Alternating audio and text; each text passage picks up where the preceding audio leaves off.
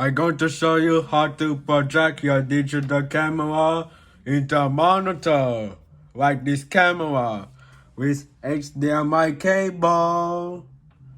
First thing, you need your mini HDMI cable, and then you put it right in there, like this. Next, you need to check the back of your monitor if your monitor have an HDMI port. And then you connect it in there,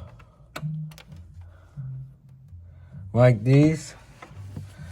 Make sure you push it.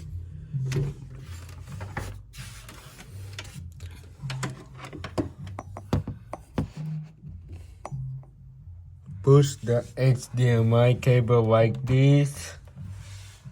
Then what you need to do is to turn on your digital camera, and then go to click the triangle button.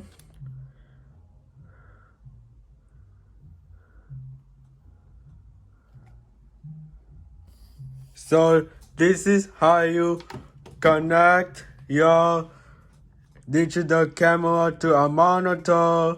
Like and subscribe to my channel if the video is helpful.